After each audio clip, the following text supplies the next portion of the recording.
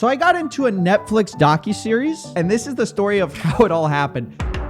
How after years of work, I thought I was finally going to get my 15 minutes in the limelight, bask in the warm glow of true internet fame, Netflix fame. Instead, I got 1 second that is unwatchable. And I don't mean like unwatchable in the metaphorical sense, like an Amy Schumer special is unwatchable. No, I mean literally unwatchable. If you go to the docuseries on Netflix called Money Explained, the first episode is about get-rich-quick schemes. You can watch all of it. You will not find me anywhere. That's because, you know, that little autoplay bar where it like automatically plays the next one, so you don't have to, you like watch the credits and all that, like the last 5 seconds, 10 seconds.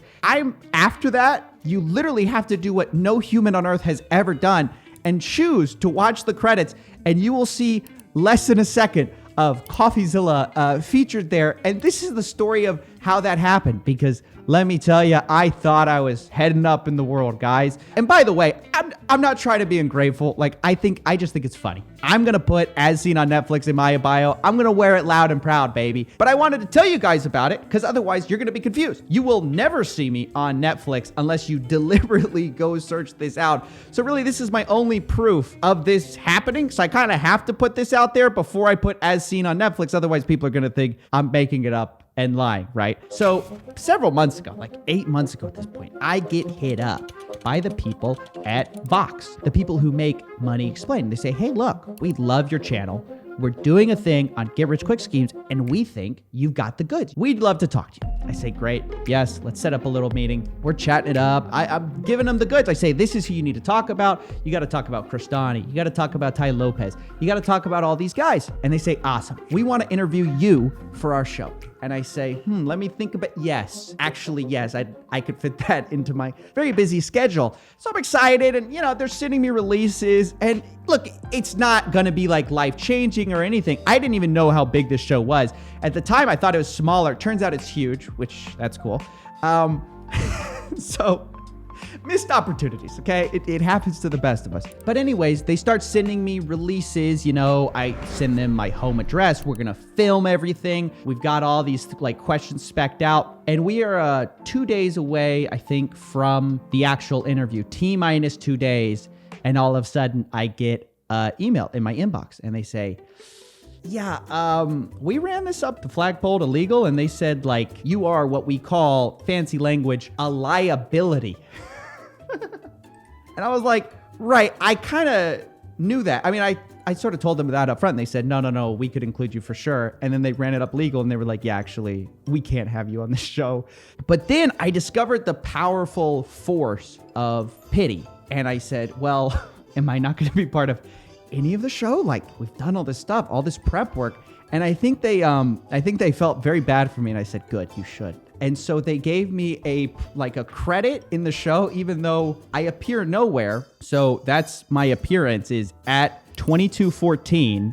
You will see my name, Coffeezilla, in the credits. That is all that is left of me. After legal took a look at it, they said, no, we can't talk about anything because, and let me explain that, by the way, we talk about a lot of ongoing gurus, things that are happening now, scams that are happening now. Legal people don't like that. If you're going to say something's a scam, they want it to already be prosecuted, done, dusted, charged. You have to be very careful when you're talking about somebody who has not been charged, who's running a scam. In places like Netflix, it turns out, don't love calling people out like that. And this is not a failure on their part. It's just what it is. It's just the game that they play. And so I think they just realized, like, this guy's going to be a massive liability. He's talking a lot of trash about people like Grant Cardone, Ty Lopez, all these guys that have not been officially prosecuted by the United States government yet. To which I would say, what's the point? After they have been, right? Like, if you're talking about Bernie Madoff after Bernie Madoff has done what Bernie Madoff has done, you're kind of late.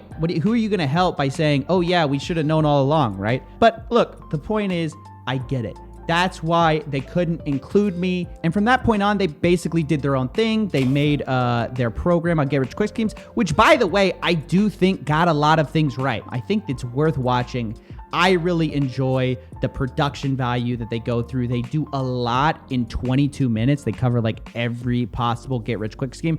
I definitely think it's worth a watch, if for nothing else, to watch the credits and see your boy, okay? But when I started getting messages from my audience being like, hey, have you seen this show? Have you seen this Money Explained? I wanted to be like, yeah, I'm in it. Or kind of in the smallest possible way.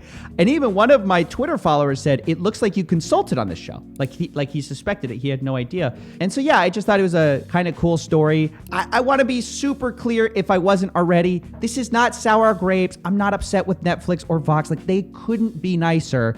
And that's the funny thing. Everyone I interacted with was so nice. I almost hesitated putting this out because I was like, I don't want to bring them any bad attention. I do think it's worth watching, but I just thought it was such a great Hollywood moment for how all that happened. I think it's funny that I thought I was going to get this, and instead I got 1 second of fame. So don't go tweeting Netflix or Vox saying stolen valor, Coffeezilla. No, it's fine. They did a great job anyways. They didn't need me. And if anything, I'm just grateful they put me in for that 1 second so I could tell you this silly little story about how all this happened. And it's a fun little Easter egg, you know? So yeah, that's basically it. Hope you enjoyed this little story. I'll see you guys in the next one. I know what you mean. This ain't what it seemed. Nothing but a trick, trying to sell me on a dream, but that was where you lost me. Wake up and smell the coffee.